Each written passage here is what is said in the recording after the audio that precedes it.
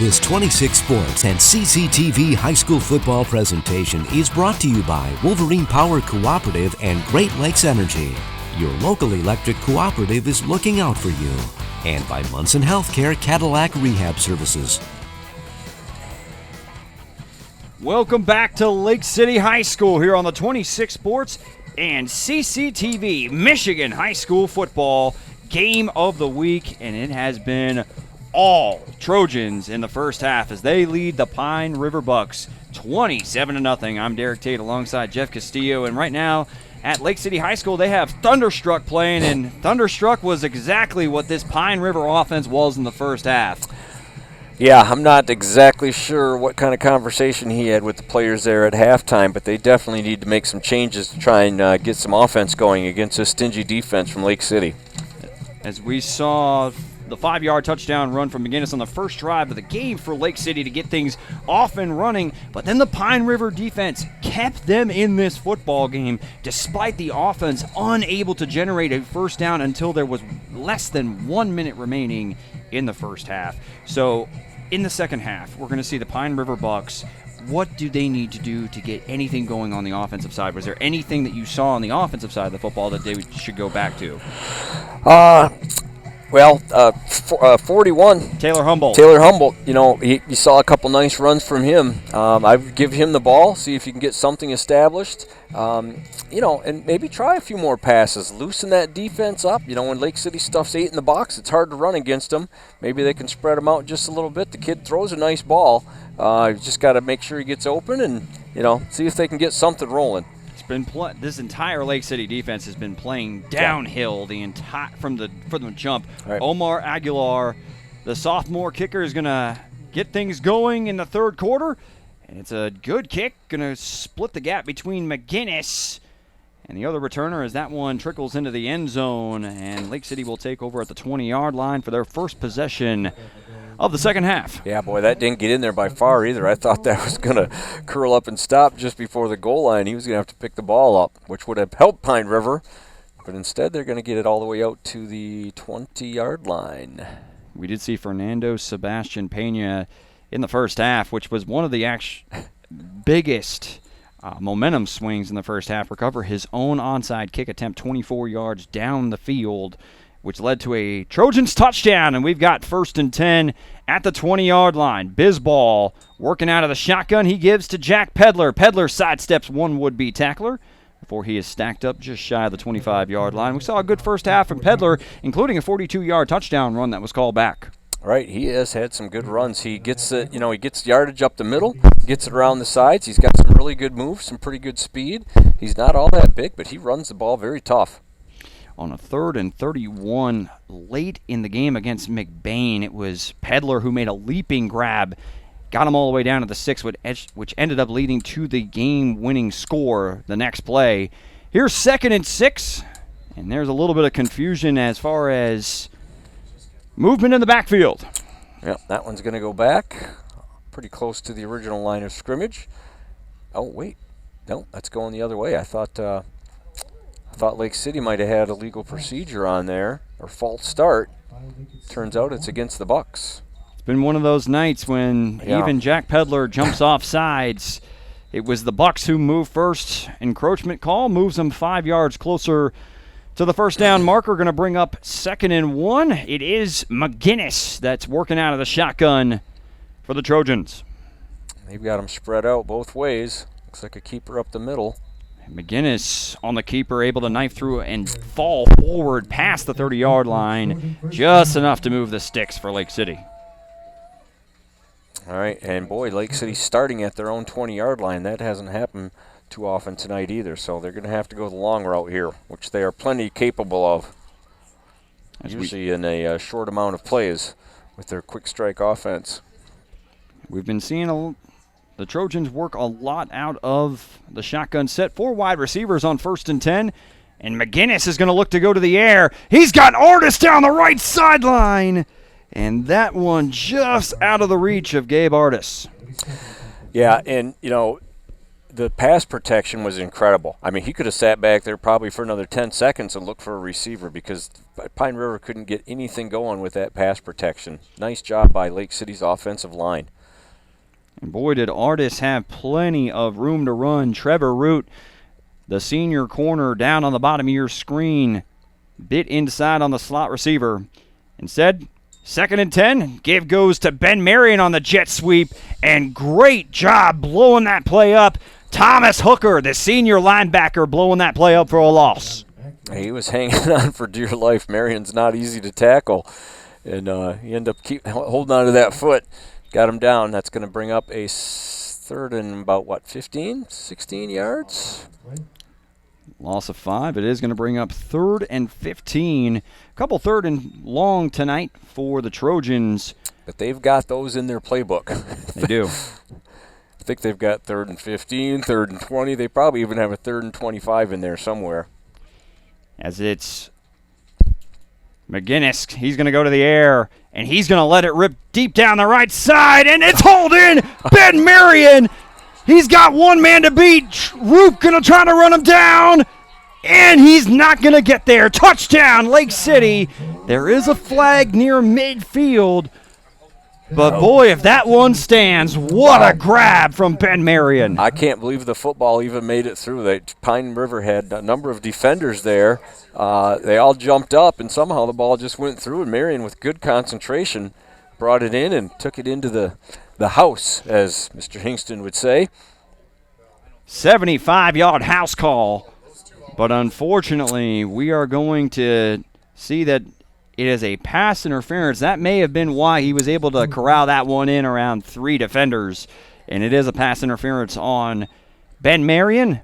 Still a heck of an effort from that young man, and showing some wheels down the right sideline. Well, did I tell you or did I tell you they had a 3rd and 15 play in the playbook? They did. A little wheel concept. Yeah. Turned into about 65.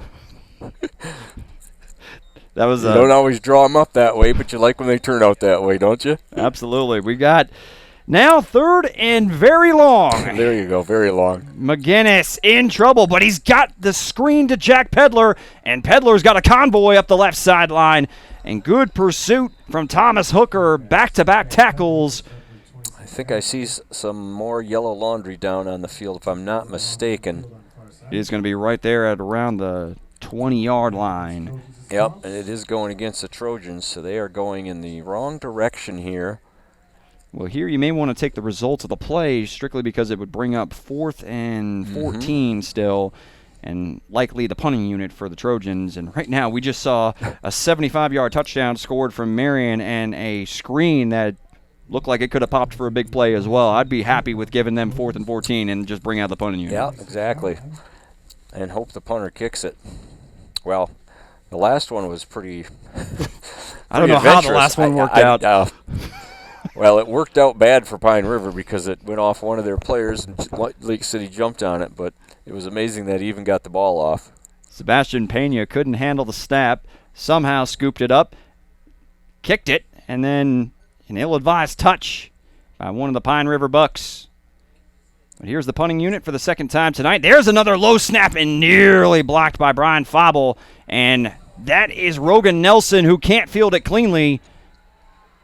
Going to try to get to the left edge, and he does. Into Trojan territory goes the sophomore before he's finally lassoed down right around the 40. That was a nice punt return. He did a really good job getting around that corner and getting all the way into Lake City territory. Looks like they're starting this drive at their 41, Lake City's 41.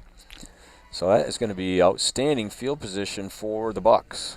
That's not exactly how you draw it up, but Rogan Nelson didn't field it cleanly. Nope. Actually muffed it real quick, but then didn't panic, scooped it up, and got to the left edge, and the best field position of the night by far for this Pine River team. At the 41-yard line, just shy of the 40. In fact, they'll mark it at the 41st and 10. Nelson with the speed option, and that's going nowhere. Yeah, there's been a number of plays that have gone nowhere tonight with that Lake City defense. Going to lose a couple on that one. Going to bring up a 2nd and about 12 for the Bucks. That was Andrew Vanderteeg, who in the first half got a blindside clean go at Rogan Nelson that actually saw Rogan Nelson miss a couple snaps. And he's okay, back in there, but that's a loss of 2, bringing up 2nd and 12 from the 42-yard line for Pine River. Trying to eat into this 27-point deficit. Nelson to the air. And he's got Roop. That's the first down and more. And a strike thrown from Rogan Nelson to Lane Rupert. There you go. Yeah, he does throw a nice ball. There's a nice route. And certainly a nice catch. He was in a little bit of traffic there. Came down with it. He's had some big plays tonight. That was by far the most confident throw that I've seen from Rogan Nelson on the night. 1, 2, 3, no hesitation. Put that one right on the money to Lane Rupert. 1st and 10 from the 25-yard line. To the air, Nelson. That one, it's intercepted. Oh, my goodness. Tried to squeeze it in past Ben Marion, and Ben Marion says, nope, not by me tonight. Ben Marion closes the door on Taylor Humboldt, and that's a back-breaking turnover forced by the Trojans' defense. Boy, nice play by Marion. I think he read the play all the way, reacted to it, and he just not quite enough on that ball to get it past him. So he's been highlighted both on the offense and defensive side of the ball tonight. We saw the prior play. They dropped in that little skinny post right over the top of him. This time he said, I'm getting back, and made a nice play on the ball and forces the turnover. 1st and 10 for Lake City at the 20-yard line. There's the quick screen to Taylor Butkovich. And there's going to be a little bit of laundry again right around 5 yards past the line of scrimmage. Butkovich gets a couple, but we'll see what the flag is. It's holding on Lake City. Interesting call to get that holding on the offense, right 5 yards past the line of scrimmage. Well, they're watching them close. And I believe it was the slot receiver at the top of the screen that was trying to get out in front of Butkovich. I believe that was Hunter Bisball who got called for the holding. And that'll back him up. 1st and 18 from the 12-yard line. McGinnis working out of the shotgun. And McGinnis flushed out of the pocket. And that one into heavy traffic. Rupert almost got his hands on it. Yeah, he was looking for Marion again, but boy, Pine River had that one defended well.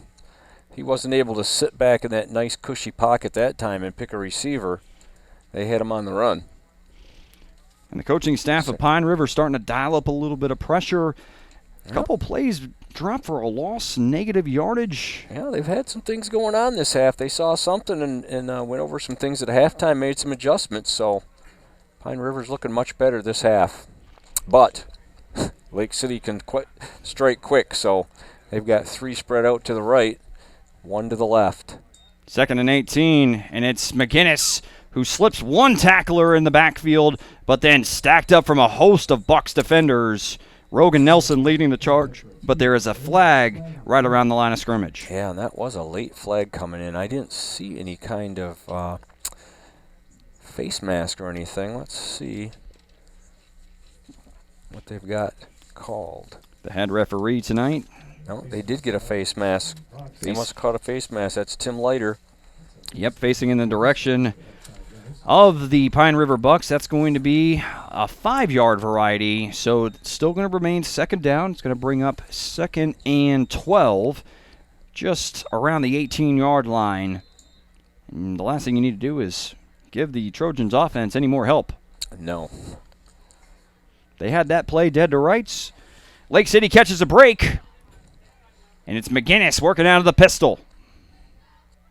Gives to Pedler. Pedler still going. Finally tripped up just shy of the 25-yard line. It's going to bring up 3rd and manageable here for Lake City. Boy, and if he could have only kept his feet, he had some green grass in front of him. Pine River was just able to trip him up. Leaves him with about a 3rd and long 5.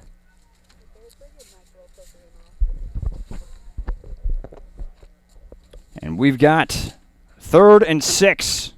Give goes to Peddler straight ahead. They stay on the ground to try to convert. And this time, Pine River, that's Elijah Carper, the senior. He's been active tonight on the defensive side of the football. That's going to bring up 4th down.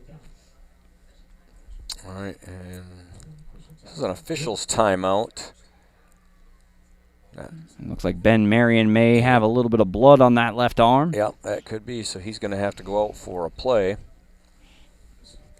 You know, you wouldn't be able to tell Dick Butkus to get off the field back in the day with a little bit of a bloody nose. I think he rules have changed a little bit. I think he usually had a lot of blood on him, but it usually wasn't his own. Very true. From the films I saw.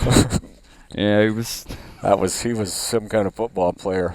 But anyhow, we do have 4th down, and the offense stays on the field for Lake City. And why not? They've got a 27-point lead. And they give it to McGinnis, who's straight ahead, but a fantastic defensive play by number 56, Creed Watson. Yeah, it is going to depend on the spot, but I do not believe he got this, and that is going to be a turnover on downs. I think the Pine River Bucks held him just shy of that 1st down marker, so they're going to get a break here and get excellent field position. This Pine River defense, with the exception of a couple drives, they've really kept battling tonight. They are. They've stepped it up. And here we are following the interception. We've got 1st and 10. The field position continues to get better for Pine River, but can they capitalize? 1st and 10 from the 30. Nelson going to the air. He's looking for Rupert. And there was a small window, but that one in the dirt. Yeah, that one was just a little bit low. Short guys like us could scoop that up, but Rupert, he's got some height to him. That's a lot of bending down to do to get the ball when it's at your shoelaces. Just had to try to pull that one up just a little bit. That would have been right in my wheelhouse, but unfortunately that one falls incomplete for Pine River. Hunter Bisball right in the area along with Ben Marion on the coverage. 2nd and 10 now working out of the wishbone pistol. They have picked up their passing game here in the second half. Nelson gives to Fobble. And still nothing doing on the ground tonight. And big old Jacob Rosecrans, yet again, the big man showing that even if you try to run outside, I can get there. Yeah, he's plugging things up in the middle, no doubt about it. And I feel remiss if I didn't bring up that Rosecrans was also one of the gentlemen down there playing a musical instrument at halftime. Right. But this defense for Lake City has been fantastic against the run tonight. Yeah, and against the pass. They've come up with some nice interceptions and defensive plays in the secondary. As we've got 3rd and 11 just shy of the 30-yard line. Nelson on the quarterback keeper. He's got some running room, but he tries to bounce it outside, and it looks like Sebastian Pena able to hold on to corral him well shy of the sticks. It's going to bring up 4th and 6 for Pine River. Right, he did use a good stiff arm there and end up getting another probably 3 to 4 yards after the initial contact. That is going to leave him short. Obviously, this is 2-down territory, so they are not going to bring the punter out for this one. They've tried to go after Ben Marion, the outside linebacker, on a couple occasions. Here's 4th and 6 for Nelson. Option, reverse, and they got some running room. And it's Humboldt that's looking for the sticks. He's going to be close. Well, I did see some laundry fly, the yellow version, laying down there at the 30-yard line. And it's a hold against Pine River. That's usually what it is in that area. Boy, a nifty play dialed up there. Fake the option one way, and Humboldt crashing the other side. It would have been close to the sticks, but... Yeah. Number of holding penalties tonight. Most of them have actually been on Lake City, and sometimes you just can't help it. You're trying to get the player. You're maybe in the wrong position. You're doing everything you can to try and make that play, and they're looking for it. And there's the hold. Yep. It's official, and it's declined, and it is going to be a 1st down for Lake City. They called Humboldt just shy of the 20-yard line. It was a good play, despite the hold that may have helped it, but still shy of the first down marker, and that's going to be a turnover on downs. All right, and that's happened to both teams down in that area. Well, we like to get a mention of our sponsors here while we can. We're going to have to probably do this in shifts. Well, we're going to have to wait on that. We'll get it. We'll get them in a sec. That's right. 1st and 10 for Lake City at the 21-yard line. Bisball back to pass, and he's looking for Artis down the right sideline. That one, good coverage from Root, who had him pinned up against the sideline. Yeah, he did. He was right with him. That ball would have had to have been dropped right into his hands in order for that one to work. So good defensive coverage by the Bucks. You know, their defense has really stepped up. Lake City has not had their way with them like they did in the first half. It felt like they were gashing him on the ground, and Yep. they got a couple big plays through the air. But really, it's been tightened up as the coaching staff, without the services of head coach Terry Martin, doing an admirable job. But here's Bisball on 2nd and 10. He finds Marion over in the right flat, and he's stacked up by Trevor Root. And he's going to be brought down shy of the first down marker, bringing up another 3rd down for Lake City. All right, we are going to sneak a couple sponsors in here. Our game tonight is presented by Munson Healthcare, Cadillac Hospital, Wolverine Power Cooperative, and Great Lakes Energy. Fox Motors of Cadillac, your local Ford and Toyota dealerships. LC Materials, the concrete experts. As we have 3rd and 5 for Lake City. Give goes to Peddler, and he's going to be well shy of the sticks. Zach Lemon, the junior linebacker. A clutch tackle, only a gain of 2, bringing up another 4th down for Lake City. All right, and they might decide to punt it this time. I'll take a look. While they're thinking about what they're going to do, we want to mention Doug Glass of Cadillac for all their home and auto glass needs. Builder's First Source in Cadillac, your first source for flooring. Stop by and see them today. Tasty Treat in Lake City. Stop by the Tasty Treat to get your dinner before every big game. The team at the Tasty Treat is wishing the Lake City Trojans the best of luck this season. We have the punting unit on for Lake City, and it's a fake! And there goes Jack Peddler. He's got the first down and a lot more. Peddler jukes out a man at the 40. Still going, and finally brought down by Lane Rupert. Wow, what a call. What a call and what execution, as Rupert was not even close to being touched until he got 30 yards down the field into Bucks territory. Yeah, they do not like to punt. They did go into punt formation, but that doesn't mean they're going to punt. That was a great call by Coach Kyle Smith. Keeps their drive alive and gets them into the deepest area of the field for the second half.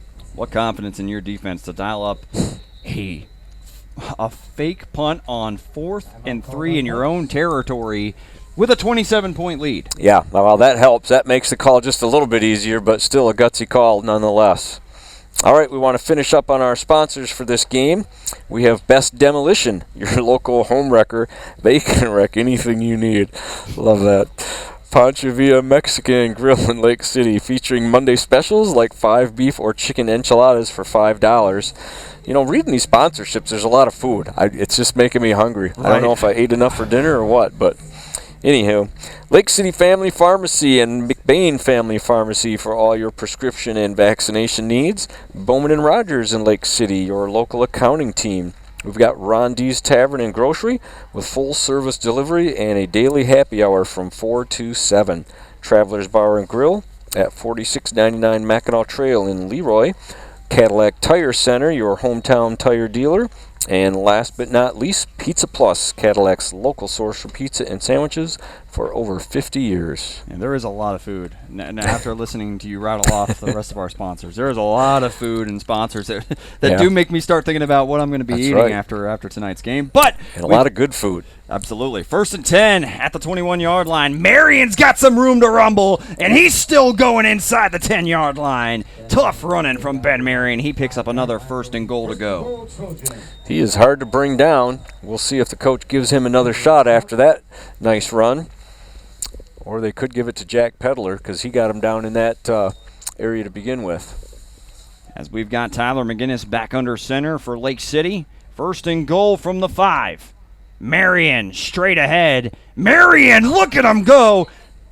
barreling through defenders, finally dragged down after a tough 4 yards. He had bucks bouncing off him like they were bouncing off a Chevy. Which I've happened to do that a few times, unfortunately. You and I both, unfortunately. But, man, what a physical run from Ben Marion. He's been... Yeah, I'm guessing they're giving it to him again.